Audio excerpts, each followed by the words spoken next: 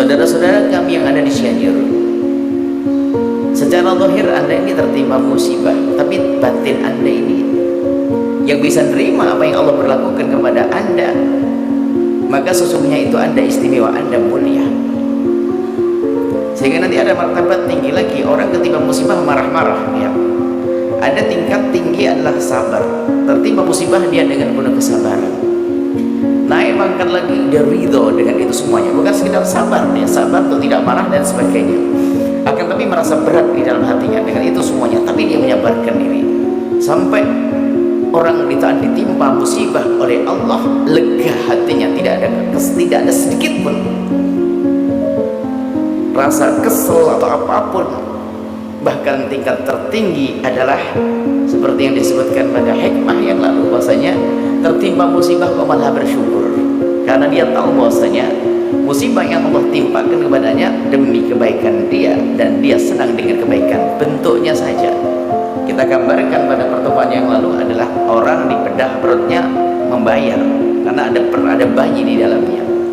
Orang rela ditusuk jarum karena suntik obat, minum jamu yang pahit karena dia sadar betul bahasanya kalau seorang hamba yang beriman tertimpa musibah, ya untuk itu, karena Allah ingin mengangkat derajatnya.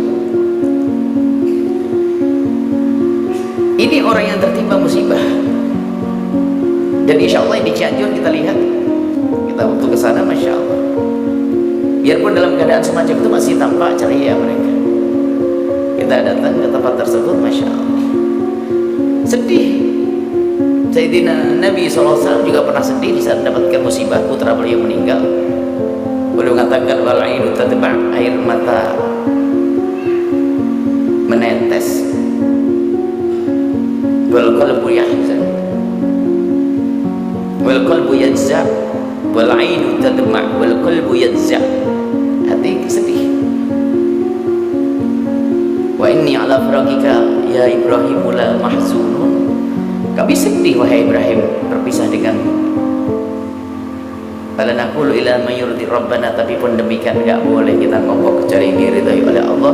Inna lillahi wa inna ilaihi raji'un.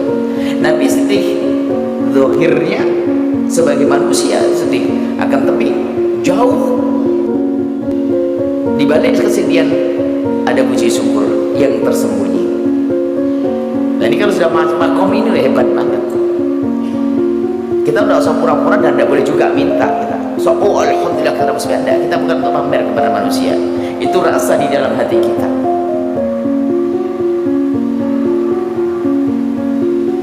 Kalau seandainya dibukakan oleh Allah di balik musibah, semua orang akan bersyukur. Cuma tidak semua orang dibukakan akan hikmah di balik musibah tersebut. Ada yang dibukakan baru bisa bersyukur. Sebuah contoh, orang mau naik pesawat misalnya, atau naik kereta, atau naik mobil. Mau naik kereta yang sudah ditentukan waktunya dia ketinggalan, tiket hangus, musibah dia. Atau mau naik pesawat, tiketnya hangus, dia marah. Kenapa? Marah sama supir yang telat semuanya. Berita 10 menit kemudian pesawatnya jatuh. Apa kata dia? Kalau dia masuk, jatuh bersama mereka. Di saat dibukakan baru dia sadar bahwa ternyata begitulah Allah atur. Kalau seandainya tiket ini bisa aku gunakan, aku naik, mungkin aku akan jatuh bersama mereka. Banyak yang kita tidak ketahui sesungguhnya ada di balik itu semuanya hikmah yang agung dari Allah. Maka tugas kita husnudzon. Kami sampaikan kepada yang tertimpa musibah di Cianjur, husnudzon, bahwa kalau orang itu habis ujian biasanya naik kelas. Kalau serius kita menjalani ujian, maka kami sampaikan kepada saudara-saudara Cianjur, kalau Anda dengan penuh ketabahan, dengan penuh kesabaran akan naik pangkat, yang sempit rezeki akan dilapangkan, yang rumah tangga tidak bahagia akan bahagia, yang macam-macam Allah akan beri segala kebaikan. Tapi dengan catatan, Anda terima ujian ini adalah dengan penuh kerelaan. Sehingga apa? Biarpun dalam keadaan itu tidak melakukan yang haram. Na'udzubillah. Kita mendengar ada orang yang hati nuraninya sudah mati. Dia tertimpa musibah, tapi dia membuat musibah lagi, ngambil barangnya orang, dan seterusnya. Na'udzubillah, nasib buruk. Berarti dia sabar dengan ujian, maka dia tidak lulus. Di saat orang diangkat oleh Allah baik di akhirat atau di dunia, dia tidak terangkat, dia tetap menjadi manusia yang nyungsep. Baik, selesai dengan tertimpa musibah. Hikmah di balik musibah adalah Allah mengangkat derajat orang yang tertimpa musibah dan sadar. Dan ada lagi yang diangkat oleh Allah selain dari mereka yang tertimpa musibah, yaitu mereka yang peduli kepada mereka yang tertimpa musibah. Inilah poin yang akan kami hadirkan yang terpenting. Anda di mana dengan musibah tersebut? Kita perlu berpikir. Ada sebagian orang ini memang tidak matang cara berpikirnya, yang berkata, yang ngumpulin duit susah-susah, masa saya harus memberi ke dia? Ngumpulin duit susah-susah ngobatin orang. Coba dia berpikir sedikit saja, pilih mana. Anda ngumpulin duit susah-susah, orang lain sakit lalu Anda obati dia, atau Anda yang ngumpulin duit susah-susah, Anda sendiri sakit, Anda bayarin. Pilih mana? Yang bodoh akan berkata, biar saya ngumpulin duit, setelah itu sakit ya. Ibaratnya begitu gambarannya. Kalau ternyata Anda dalam karunia Allah, kemudian ada yang tertimpa musibah, segera bantu mereka. Tanda syukur Anda kepada Allah bahwa Anda tidak ditimpa musibah, Anda bantu mereka yang tertimpa musibah, dan ternyata pertolongan Allah bersama mereka. Innallaha sayansurkum bidu'afaikum. Allah akan nolong kalian bersama orang-orang yang lemah, yang tertimpa musibah semacam itu. Maksudnya gimana? Jika engkau peduli dengan mereka, sungguh pertolongan Allah akan Allah berikan kepada Anda. Ini kesempatan bagi semuanya.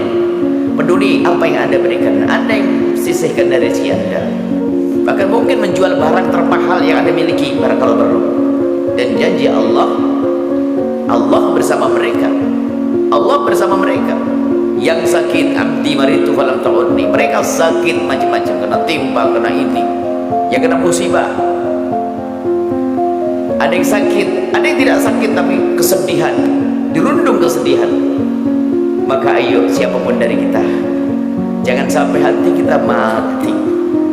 Sisihkan rezeki Anda untuk mereka, bantu mereka. Yang rusak macam-macam, ya Allah menguji kita, Pak. Naqs, kekurangan dikurangi di dalam harta. Minal khawfi wal ju'i wa naqsi minal amwali wal anfusi wa thamarati. Allah beri kekurangan di dalam harta, itu habis semuanya itu harta. Ujian yang Allah berikan pada kita, caranya Pak, naqsi minal amwali wal anfusi wa thamarati.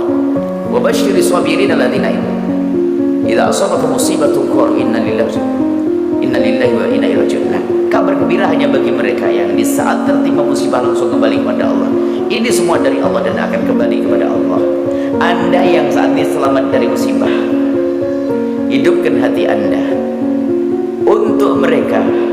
Sisihkan rezeki Anda. Biarpun Anda hari ini mungkin yang biasa makan 3 kali, demi mereka aku akan makan 2 kali. Aku niatkan untuk mereka. Jangan putus asa, jangan Anda menyerah dengan ketidakmampuan Anda. Seorang pada zaman Nabi ingin selamat, ingin mati di medan laga, datang daftar perang kepada Rasulullah. Setelah menghadap kepada Nabi lalu dikatakan, kau tidak usah perang. Orang itu berkata, ya Rasulullah, apa karena pincang? Dia tuh pincang. Dia bincang hadap ke Nabi ingin ikut perang, nekat dia karena pengennya mati syahid. Nabi mengatakan kau tidak usah perang. Lalu dia berkata, ya Rasulullah, aliurjati hadhihi, apakah karena aku bincang ini lalu tidak boleh perang? Iya, ini kemurahan dari agama, dari syariat, dari Allah agar kau tidak usah perang. Orang itu berkata, ya Allah, demi ya Rasulullah, demi Allah, izinkan aku la ta'annal jannata biurjati hadhihi. Izinkan ya Rasulullah, demi Allah, aku ingin menginjakkan surga dengan kebincanganku. Tidak boleh menyerah. Maksudnya apa? Anda mungkin tidak punya apa-apa, tapi dibanding mereka tertimpa musibah sangat jauh. Rumah Anda masih ada, mereka rumah hancur, baju hilang, semuanya harta. Anda harus berpikir masalah. Jangan berkata aku tidak mampu. Oke, sehari Anda berapa pengeluaran Anda? Sehari pengeluaran saya 20.000. Oke, apa Anda bisa dipotong 3.000, 4.000? dikurangi, bayamnya dari 4 ikat jadi 3 ikat,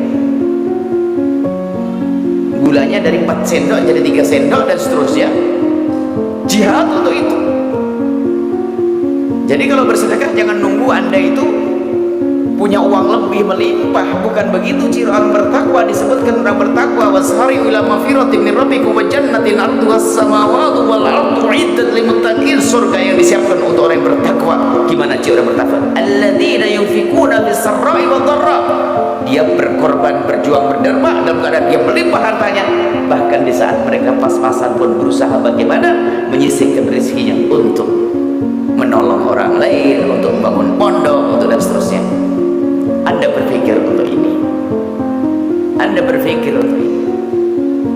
Semuanya inilah yang ingin kami sampaikan pada kesempatan ini. Bukan saja kasus Cianjur, di tetangga Anda mungkin ada yang sakit, tolong jangan Anda cuek bebek mentang-mentang Anda sehat, tidak. Dan di saat Anda membantu mereka, jangan hanya Anda ingin dibantu suatu ketika jika Anda sakit, tidak. Kita bantu dia karena Allah. Itulah menjadikan kita mulia bersama mereka. Mereka mulia dengan musibah, kita mulia karena musibah Allah timpakan kepada mereka, dan Allah pilih kita untuk menolongnya. Semuanya ayo berpikir. Al-Bahjah Cianjur ada, kita ke sana, ada di kiri kanannya ada tempat untuk saudara-saudara kita ngungsi, dan pondok juga mendapatkan bagian. Husnudon kami kan selalu harus begitu. Husnudon kami, pondok Cianjur itu bakal gede, digoyang oleh gempa, kerotakan terjadi di sana sini, sehingga hari ini santri Pondok Putra khususnya kita pulangkan. Tapi kami yakin husnudon, Allah gak perlu dengan itu semuanya. Allah gak perlu dengan bangunan Allah.